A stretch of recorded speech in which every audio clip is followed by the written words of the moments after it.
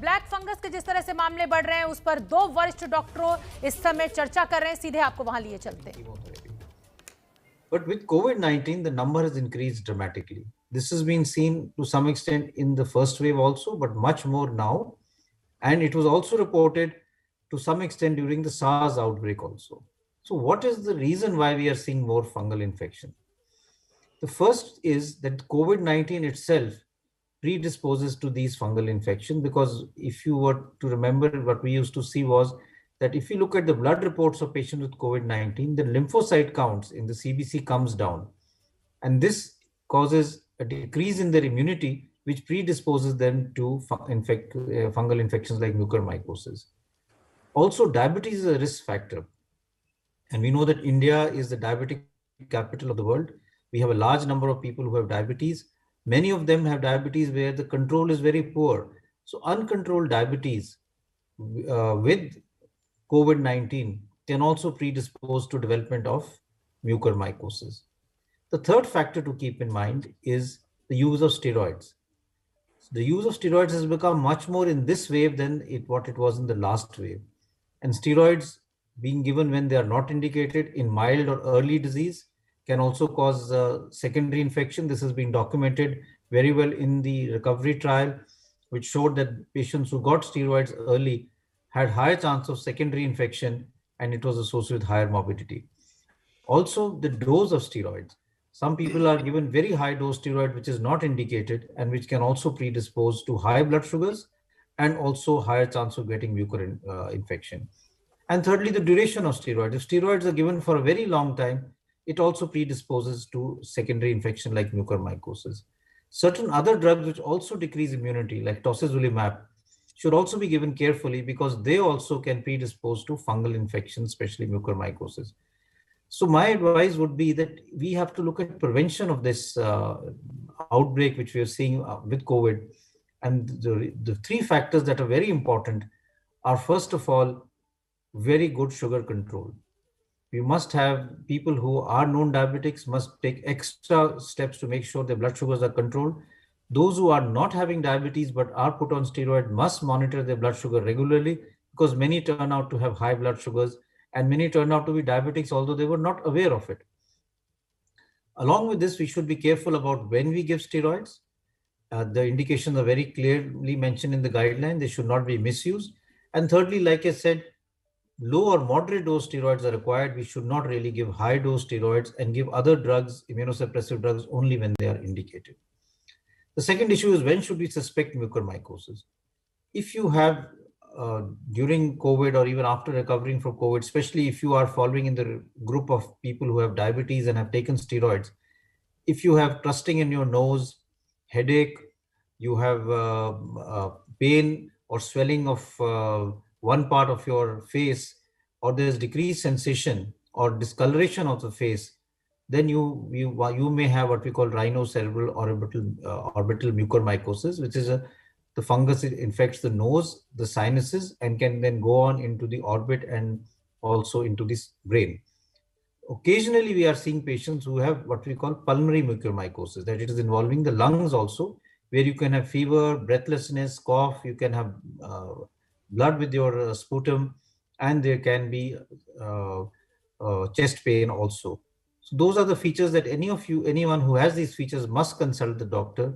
And treatment is multidisciplinary. It involves drugs, but it also involves surgery to remove out the dead tissue and the fungus from that area where it is multiplying, so as to prevent it from further spreading to other parts of the body.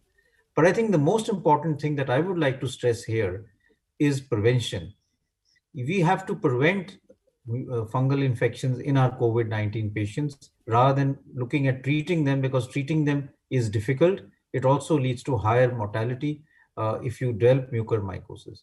So my plea to everyone would be, if you have COVID-19 and you are diabetic, please make sure your sugars are properly checked and your sugars are under good control. If you need steroids, make sure they are taken in the right dose and only when they are indicated. Do not misuse steroids when they are not required, and be aware of the possible features which could suggest that you may have mucor, so that you can consult your doctor immediately. There are a lot of false messages also going around that this can happen due to eating some raw food, which there is no data to suggest that. That it is also being linked to the type of oxygen being used. There is clear evidence that it is happening in areas where medical oxygen is used, so therefore it has nothing to do with the type of oxygen that is also being used. And in cases which are being reported from some places, it is also being reported in people who are at home, on home isolation, taking steroids at home and on oxygen through the cylinder or home oxygen concentrator. So even if you are at home, please be careful about taking steroids and don't take them if they are not indicated. So this is the message that I want to give, and I'll now pass it on to Dr. Trehan to give his comments as far as mucormycosis is concerned, COVID-associated mucormycosis as it is called.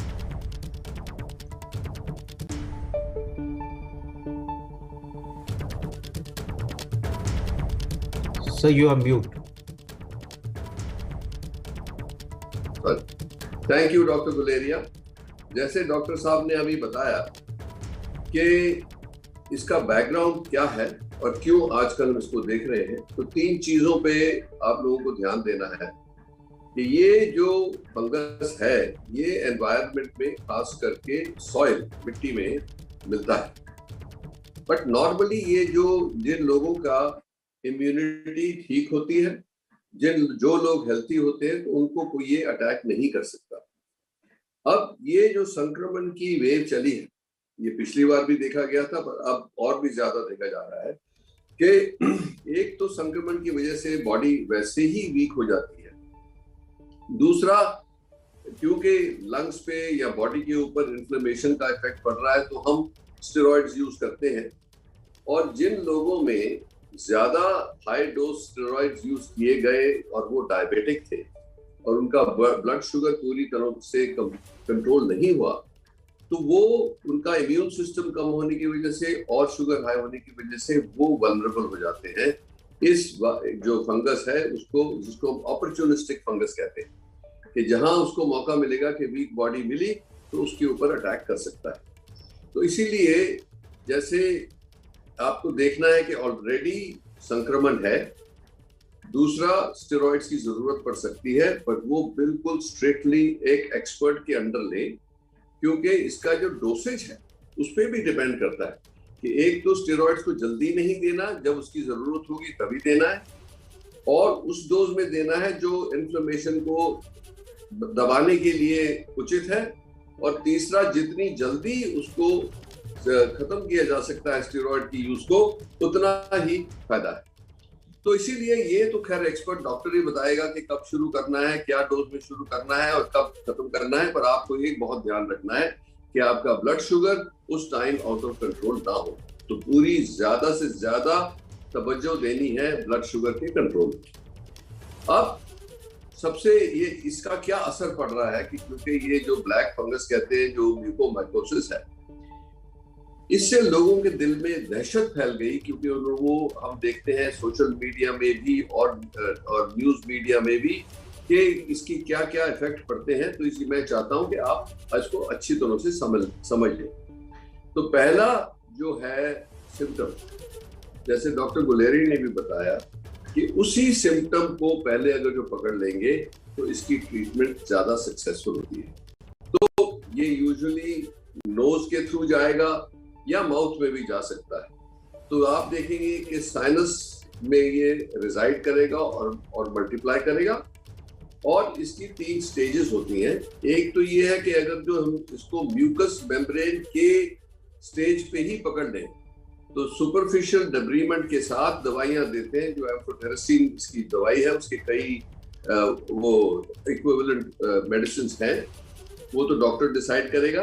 पर उसको अगर जो main चीज ये है कि जो जहां ये फंगस लगा है, तो डायग्नोसिस में ये पता लग जाए कि नोज में स्टफीनेस है, पेन है, या एक साइड पे कोई, या गाल के ऊपर कोई स्वेलिंग हो रही है, या दांत कोई लूट रहा है, या कोई पैच दिख रहा है मुंह में, कोई फंगस टाइप के ब्लैकिश टाइप। तो इसका मतलब ये है कि उसी टाइम आपको पता लग जाएगा कि मुझे संक्रमण हुआ, मुझे स्टेरॉइड दिए गए, मैं हाई डायबिटिक हूँ तो अपने आप को चेकअप करवा लेना चाहिए, क्योंकि इसको जितनी जल्दी स्टेज 1 पे हम पकड़ेंगे उतना ही इसका इलाज सक्सेसफुली होगा। और इसका इलाज में कॉम्बिनेशन है कि एक टिश्यू जो भी इन्फेक्ट हो गया है उसको पूरा एक्सरसाइज करना है, और कई बार 2-3 बार सर्जरी करनी पड़ती है, और उसके साथ साथ अग्रेसिव मेडिकल ट्रीटमेंट देनी पड़ती है, जिसकी दवाइयां जो है वो जो एम्फोटेरिसिन है, आइसोकोनाजोल है या पोसोकोनाजोल है, ये सब डॉक्टरों को पता है, वो उचित तरीके से आपको ट्रीटमेंट देंगे। तो उसमें ये पैनिक नहीं फैलना चाहिए पब्लिक में कि आज मुझे ऐसा लग रहा है कि थोड़ा जुकाम हो रहा है कि मुझे ब्लैक फंगस तो नहीं लग गया। ऐसा नहीं है, ये हिस्ट्री बताती है। और जैसे मैंने बोला कि प्रिसाइज सिम्टम्स हैं, जैसे नोज में बहुत सारा स्टफीनेस हो, गाल में कोई दर्द हो रही हो, या कुछ ब्लैकिश स्पॉट्स अपीयर हो रहे हो, या आंख में धुंधला दिखना शुरू पड़े, या आईलिड स्वेलिंग हो रही है, या ये ब्रेन में भी जा सकता है, और ब्रेन में भी हेडेक, फीवर, ये सब बातें अगर जो होंगी तो आपको अपने डॉक्टर्स के साथ अपने संपर्क करें और इसकी एग्जामिनेशन कराएं। अब ये बात है कि इसकी ट्रीटमेंट जो आज के दिन हुई वो काफी डिपेंड करती है कि फेज 1, फेज 2 या फेज 3 में ये पकड़ा जाए।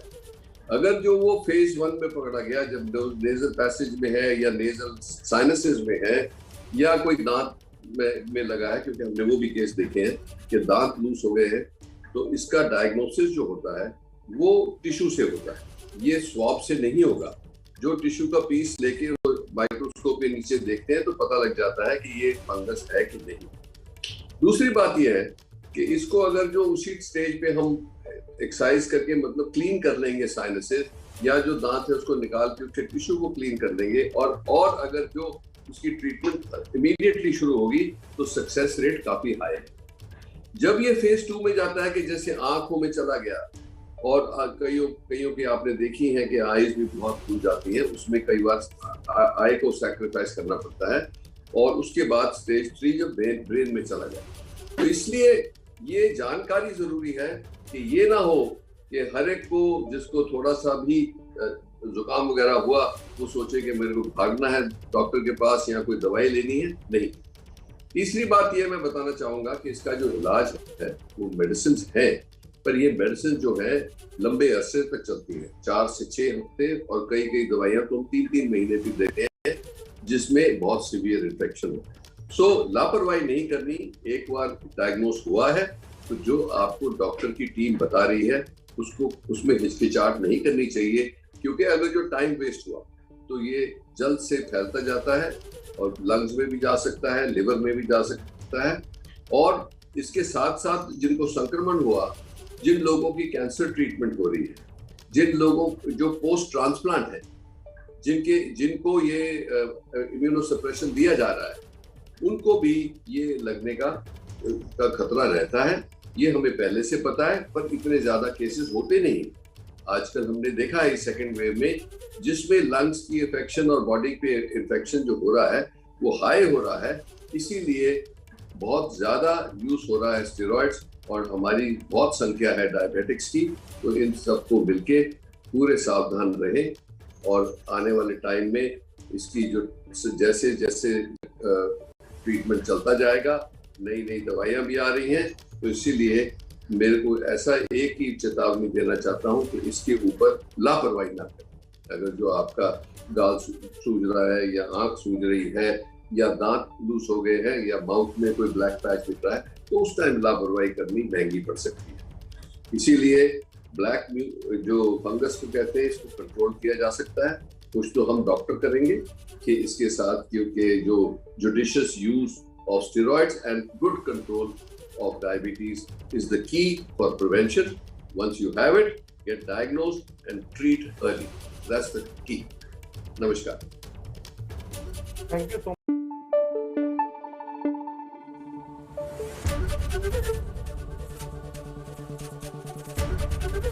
ABP News आपको रखे आगे।